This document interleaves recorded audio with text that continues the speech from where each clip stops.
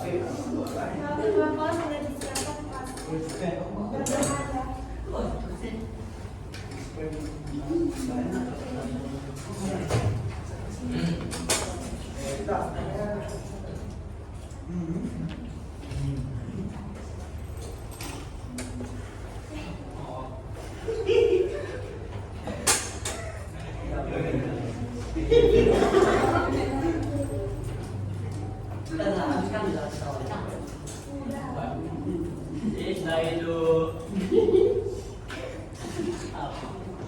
Berdoa ya.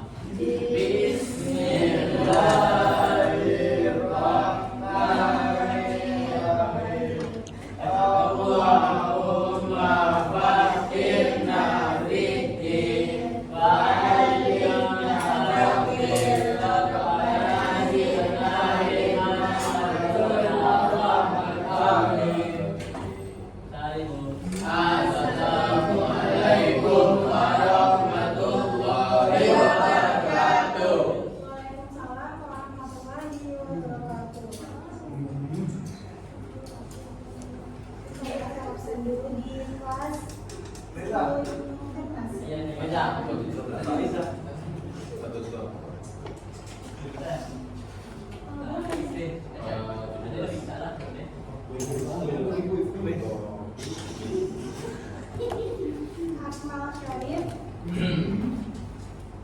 Anugahilani Aurel Azizah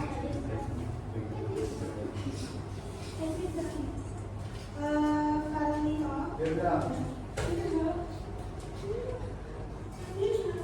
Gita Ibnu Rafa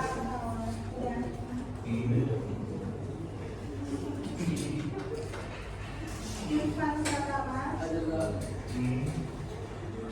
Kaisa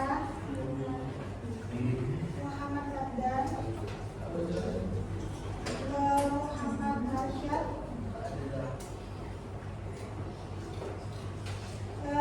Muhammad Zafran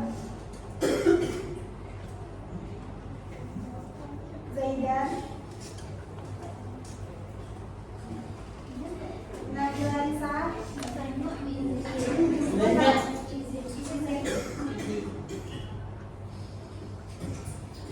Najwatul Rafa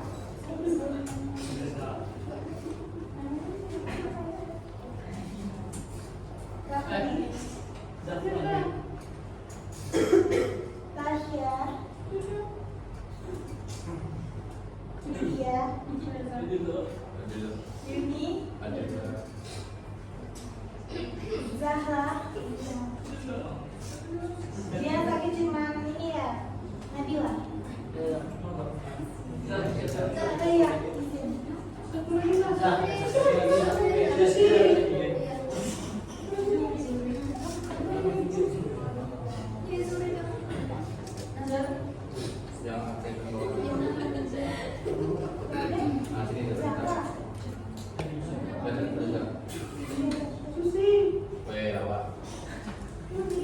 Jadi tahu kan hari ini kita belajar apa?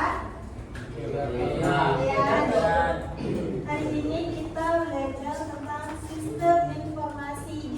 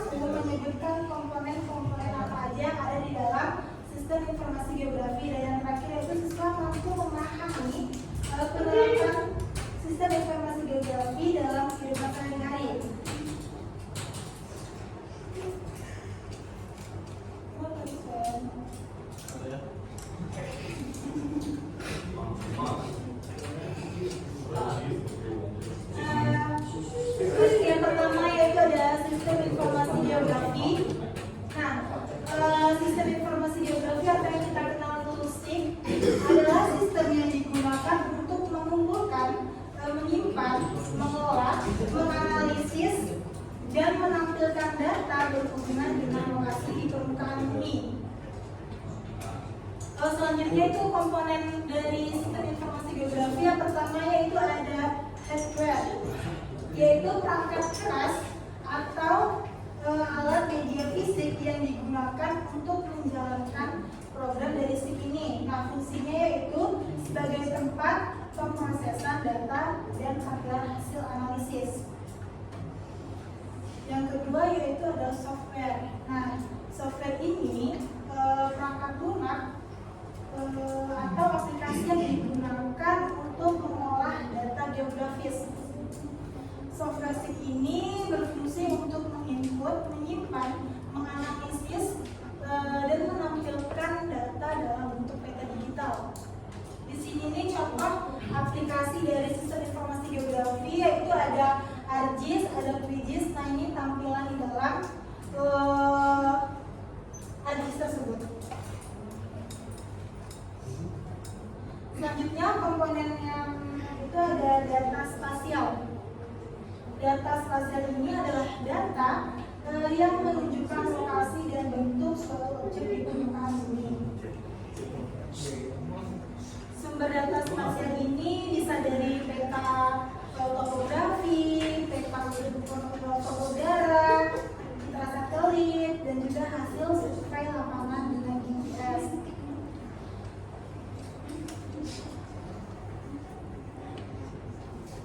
Selanjutnya yaitu ada data non-spasial. Data non-spasial ini adalah data yang memberikan keterangan tambahan tentang objek yang ada di peta.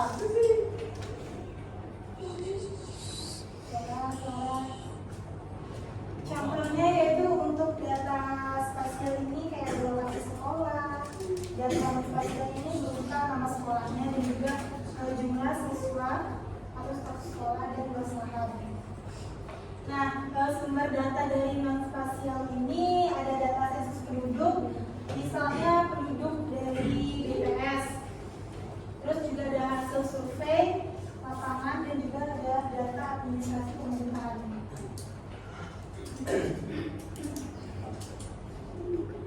Selanjutnya itu ada manusia. Adalah yang mengoperasikan, mengolah, dan menganalisis data dari SIP ini. Nah, tentang manusia yang tampil, perangkat keras dan lunak tidak akan berguna. Nah, peran manusia dalam sistem informasi geografi itu yang pertama mengumpulkan data di lapangan, yang kedua yaitu memasukkan data ke dalam sistem, dan yang ketiga itu melakukan analisis spasial, misalnya menghitung jarak, luas, dan juga kelas barang. Dan yang terakhir ini menghasilkan hasil peta untuk pengambilan keputusan. Terus yang terakhir itu ada metode. Di sini ada 4 metode, yaitu ada pengumpulan data, kayak survei lapangan, citra satelit, dan GPS. Terus ada pengolahan data, ada analisis data, dan penyajian hasil.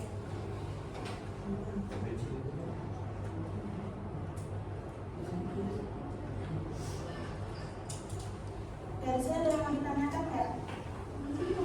Apa ini? Itu kan ada data spasial sama data non spasial. Perbedaan data spasial sama non spasial itu apa kan? Nah, kalau data spasial ini kalau data spasial ini data yang menunjukkan lokasi dan bentuk suatu objek di permukaan bumi. Contohnya bentuk data spasial ini kayak ada titik atau poin yang menunjukkan lokasi tunggal. Contohnya tuh kayak lokasi sekolah, rumah, atau sumur. Terus ada juga yang kayak garis. Nah, garis ini menunjukkan objek yang memanjang. Contohnya kayak jalan, sungai, biasa di peta tuh kan. Nah, itu. Terus ada area atau poligon yang menunjukkan wilayah yang memiliki batas. Contoh kayak batas kecamatan, batas hutan, dan batas sekolah. Nah, kalau data non-spasial ini data yang memberikan keterangan tambahan tentang objek yang ada di peta. Contohnya tuh data non-spasial ini berupa nama sekolah, jumlah siswa, status sekolah, dan juga luas lahan. Bisa dimulai. Mengerti? Nah, di sini saya memberikan tugas yang kalian isi.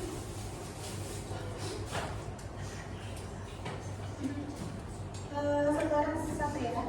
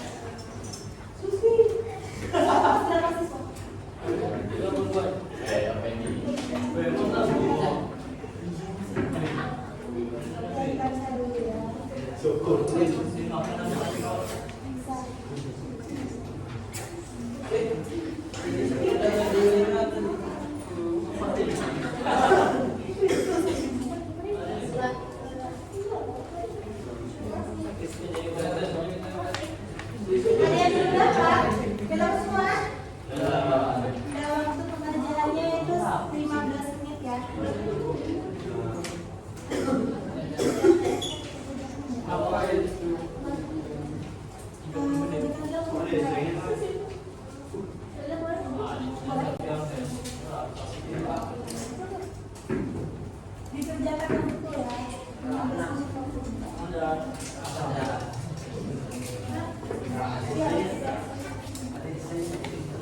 Bisa,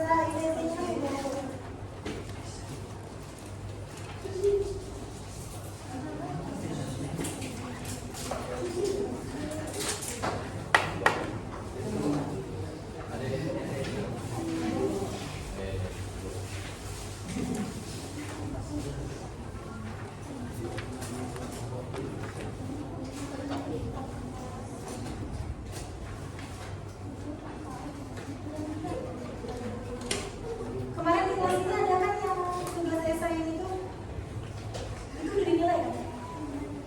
Yang udah dinilai itu.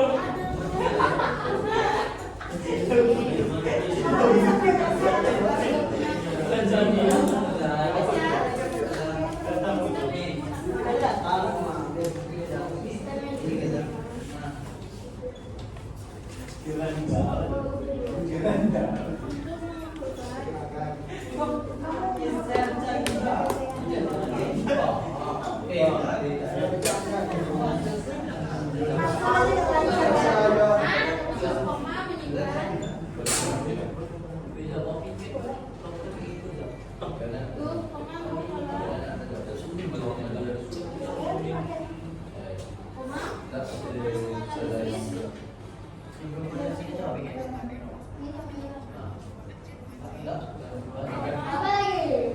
Bukan dong.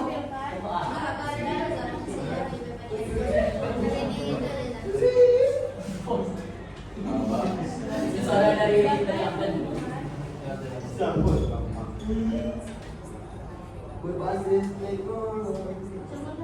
Basis Apa kan dong? Ekor dulu.